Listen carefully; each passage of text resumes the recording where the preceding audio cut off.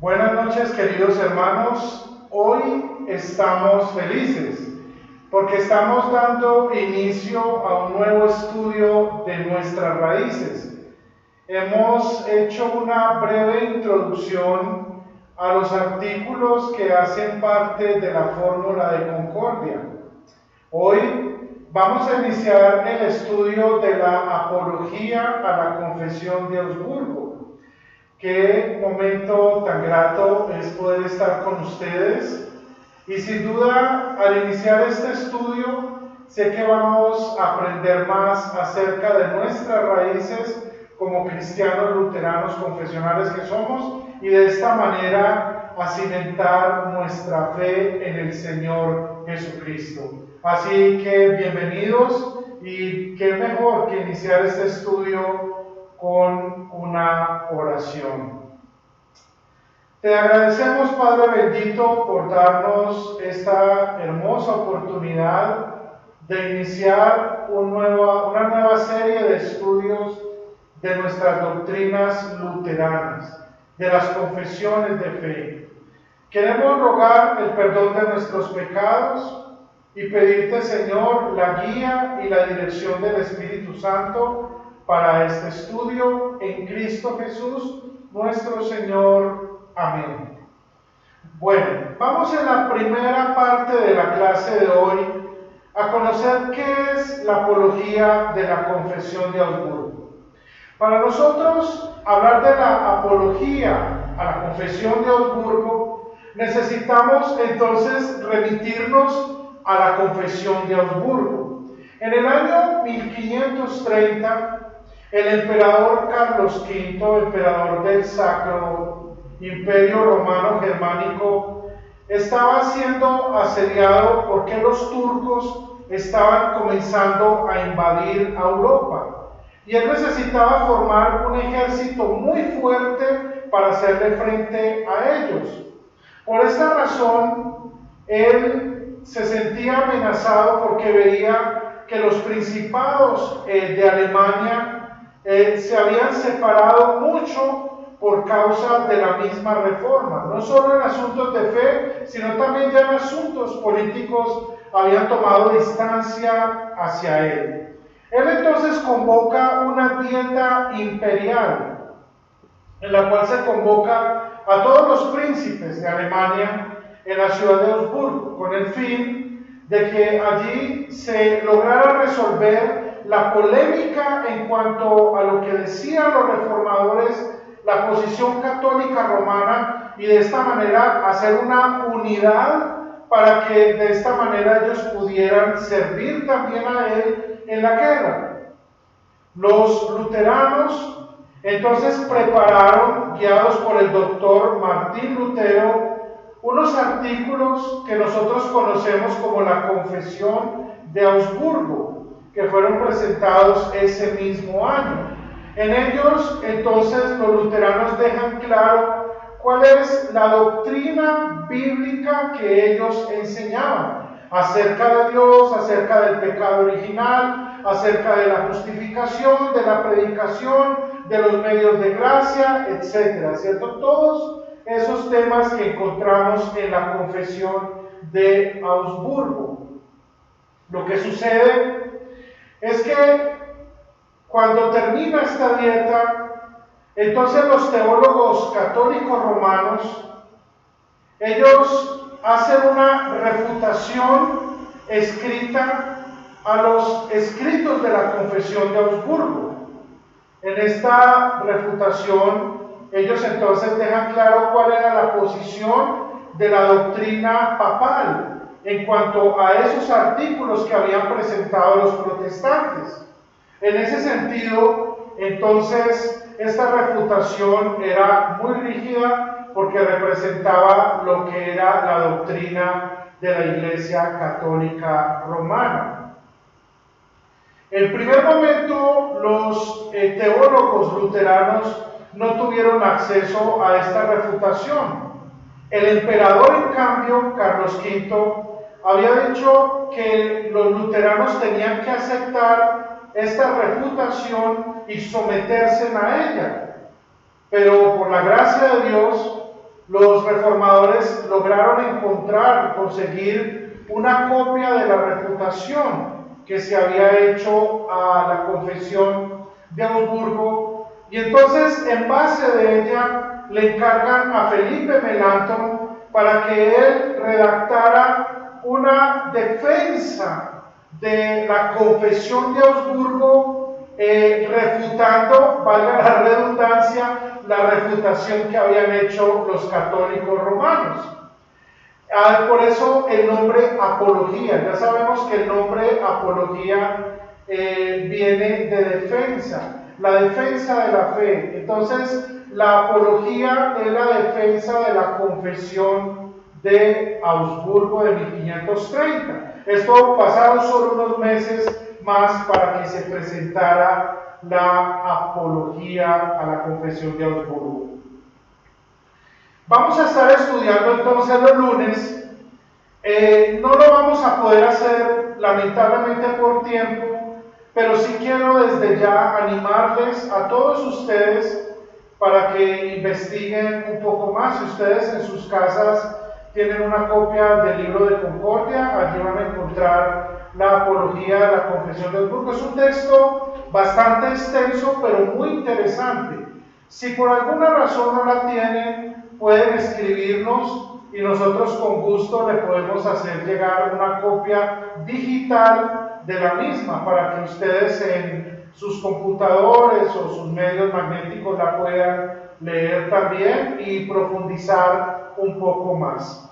En este sentido, ya con la introducción histórica que les he dado, entonces ya sabemos de qué se trata la apología. La apología es la defensa a los artículos de la Confesión de Augsburgo. Entonces lo que vamos a estar estudiando es los artículos de la Confesión de Augsburgo, pero a la luz de la argumentación doctrinal y bíblica que dieron los teólogos luteranos al respecto de estos artículos, teniendo en cuenta la refutación que habían hecho los teólogos católicos romanos.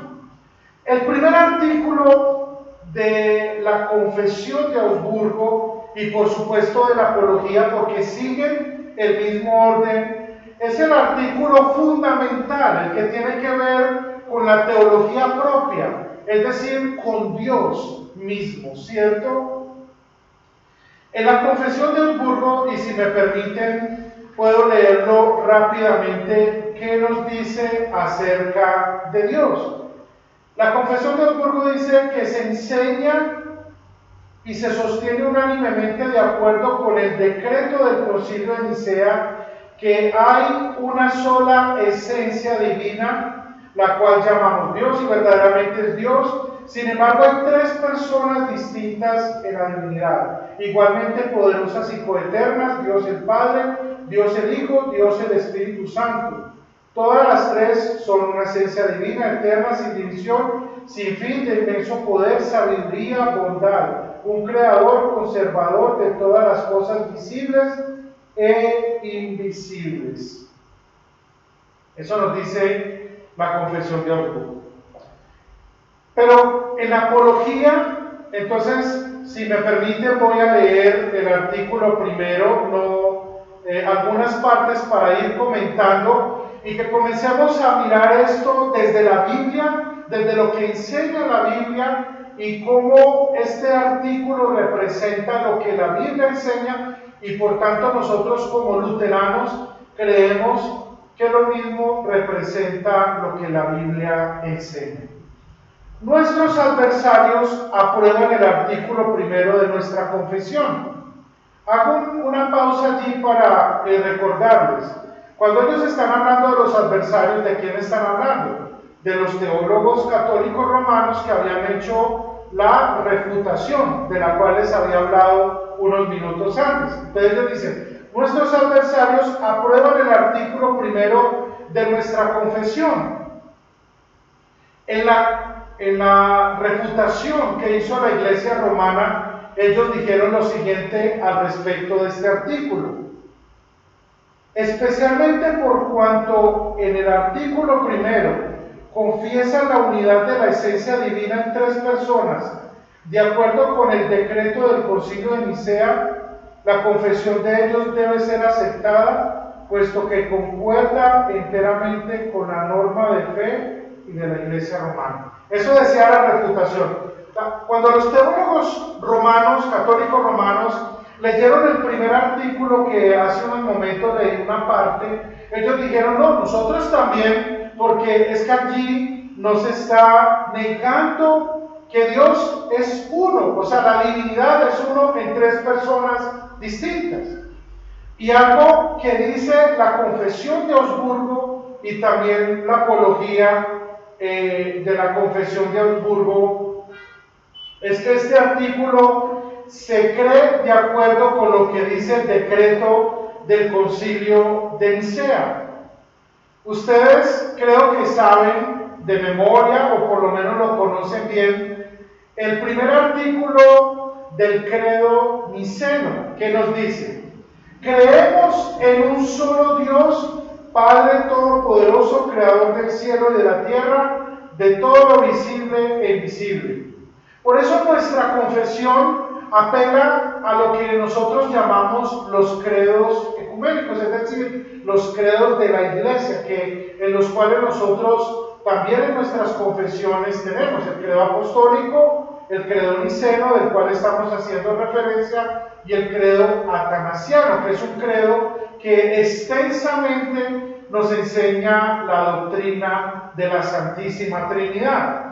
Por eso ellos apelan allí, para decir que nosotros, de acuerdo con ese concilio, también creemos en un solo Dios, Padre Todopoderoso, Creador del cielo y la tierra, de todo lo visible e invisible. Pero sigue diciendo la apología, en el que declaramos creer y enseñar que hay una sola esencia divina, indivisa, y que no obstante hay tres personas distintas de la misma esencia divina y coeternas, el Padre, el Hijo y el Espíritu Santo. Siempre hemos enseñado y defendido este artículo y pensamos que cuenta con testimonios bíblicos seguros y firmes que no puede derribarse. Asimismo, persistimos en afirmar que quienes opinan de otro modo son idólatras, están fuera de la Iglesia de Cristo y hacen agravio a Dios. Vamos entonces a mirar en unos minutos algunas citas de la palabra de Dios que nos van a ayudar a entender un poco más este artículo. Es interesante, primero, porque la apología defiende lo que ya se había dicho. O sea, los luteranos creemos en un solo Dios Padre Todopoderoso. ¿Dónde enseña eso la Biblia? Si nosotros vamos al libro de Deuteronomio, hay muchos pasajes y ustedes entienden que por causa de tiempo no podemos lamentablemente leerlos todos. En el capítulo 6 del libro de Deuteronomio, en el versículo 4, escucha Israel, el Señor y únicamente el Señor es nuestro Dios. Amarás al Señor tu Dios con todo tu corazón, con toda tu alma, con todas tus fuerzas.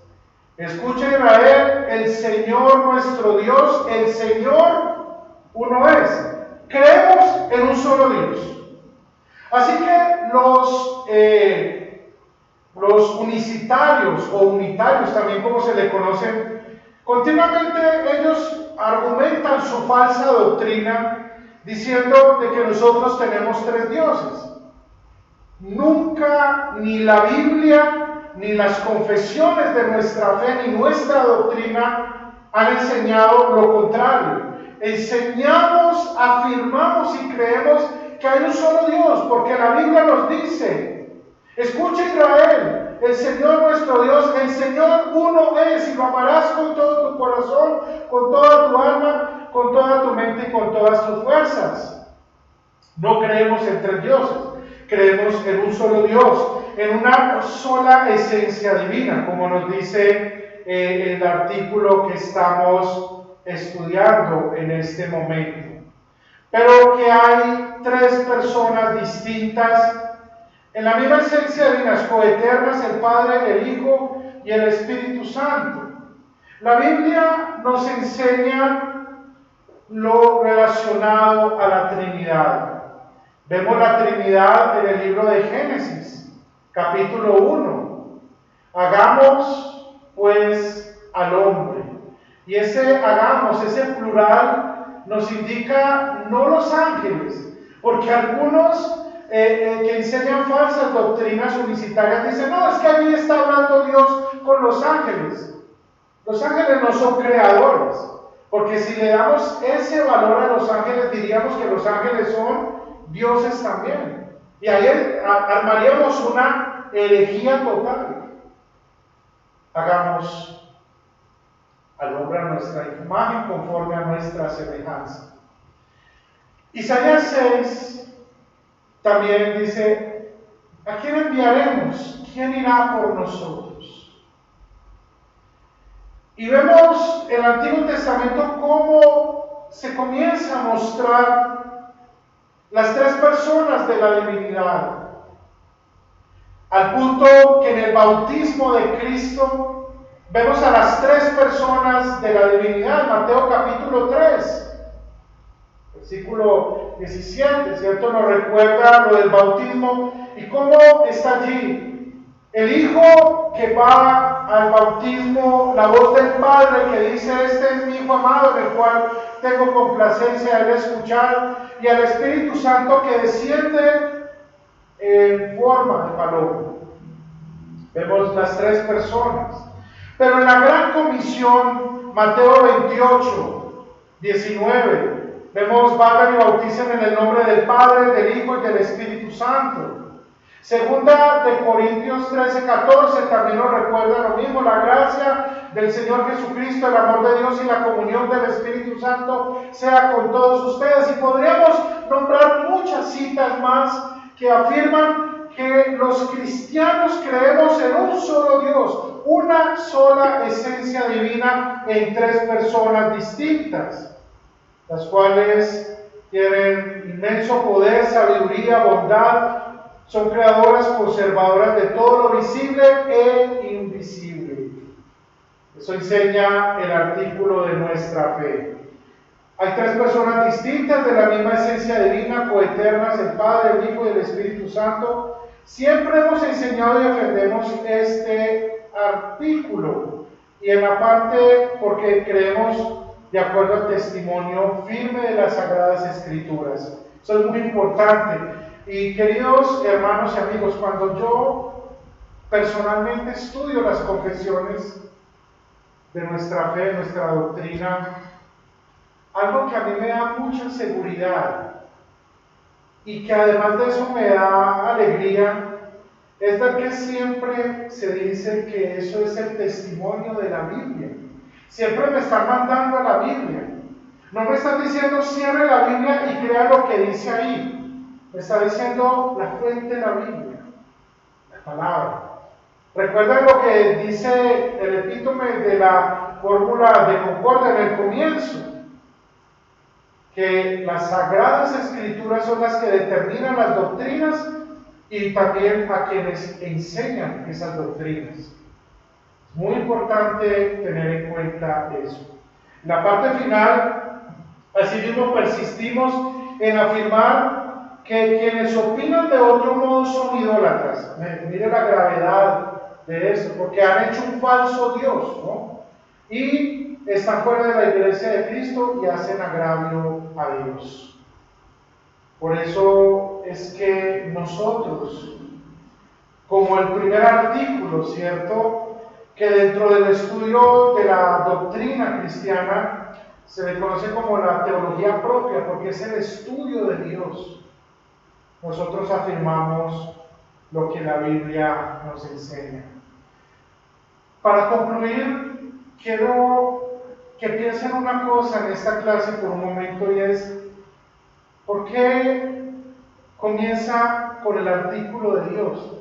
Bueno, podríamos decir porque Dios es lo primero, sí. Pero es que quiere dejar claro nuestra fe. nuestras bases en la creencia bíblica de un solo Dios en tres personas distintas. Pero también porque al creer en la doctrina de la Santísima Trinidad, nuestra doctrina cristiana se protege de las falsas enseñanzas que todavía persisten en el día de hoy. Por ejemplo, la Confesión de Augsburgo, en el artículo 1 que estamos hoy mirando, uno se encuentra que allí se condenan a muchas falsas doctrinas, ¿no?, que en ese momento todavía persistían. Por eso se rechaza la herejía contraria a este artículo. La doctrina de los maniqueos, que enseñaba que en Cristo había un dualismo, o sea, existían como si fueran dos dioses, ¿no? Es lo que generalmente los valentinianos, que decían que habían unos eones o dioses y que las personas de la Trinidad eran emanaciones de esos eones. O sea, era un concepto muy gnóstico, ¿no? Muy de ese contexto de los gnósticos. Los arrianos, que sabemos que negaban la divinidad de Cristo, decían que Cristo no era preexistente, sino que había sido creado. Por eso es que el credo, por ejemplo, niceno dice que no ha sido creado, ¿cierto? Y esa es nuestra confesión. Y hoy hay arrianos modernos, claro. Los testigos de Jehová, por ejemplo, son arrianos modernos. Y podríamos hablar de otros, los amonatenses, que también se condenan allí. El Islam, ¿cierto?, que no creen en la Trinidad, etcétera. Hay muchas falsas doctrinas. Pero ¿cómo cuidarnos de las doctrinas? Entonces lo hacemos cuando afirmamos lo que la Biblia enseña respecto a las verdades acerca de nuestro Dios. Y segundo, cuando nosotros nos comprometemos en enseñar, vivir. Por eso, algo que usted va a encontrar siempre en las confesiones, esto: creemos, enseñamos y confesamos. Porque no basta solo con decir creemos y recitarlo en el culto, creo en Dios Padre Todopoderoso, creador del cielo y la tierra, sino que también lo confesamos. Es decir, en el evangelismo, en nuestra vida como cristianos en esta sociedad, nosotros afirmamos lo que enseña la palabra, lo que creemos, de que Dios es uno solo. Escuche, Israel, Jehová nuestro Dios, Jehová uno es. Pero que se ha revelado en tres personas distintas: en la persona del Padre, en la persona del Hijo, en la persona del Espíritu Santo. Los tres son coiguales, ¿cierto? Eterno el Padre, eterno el Hijo, eterno el Espíritu Santo, como nos dice el credo atanasiano. Esto es muy precioso. Este artículo, como no tuvo controversia, es muy claro definirlo. Pero ya la próxima clase vamos a hablar del pecado original. Aunque ya lo vimos en la fórmula de concordia, pero vamos a ver qué nos dice la apología de la Confesión de Augsburgo al respecto del pecado original y cómo fue la controversia en ese momento con la doctrina católico-romana, y cómo hoy en día hay muchos que todavía niegan el pecado original, como el semipelagianismo, por ejemplo. Los semipelagianos, que todavía dicen que en el hombre hay algo bueno, que la caída no lo corrompió totalmente. Entonces tenemos que tener mucho cuidado. Yo quiero animarles, hermanos, para que estudien, como les dije al comienzo. Si alguien necesita el material, está disponible en PDF, solamente nos hace saber y con mucho gusto les estaremos enviando para que ustedes puedan también acompañarnos y profundizar un poco más al respecto. Muy bien, esta ha sido la clase de hoy. Que el Señor les bendiga grandemente. Vamos a terminar con una oración. Te agradecemos, Padre bueno, por darnos la oportunidad de iniciar este estudio de la Apología de la Confesión de Augsburgo, rogamos tu guía y tu dirección en nuestro camino para que continuamente confesemos y también vivamos lo que creemos. Creemos en un solo Dios, Padre Todopoderoso, Creador del cielo y de la tierra, de todo lo visible e invisible. Y creemos en un solo Señor Jesucristo y creemos en el Espíritu Santo, Señor y dador de vida. Gracias por Cristo nuestro Señor. Amén. Bendiciones, un abrazo para todos. Dios les bendiga.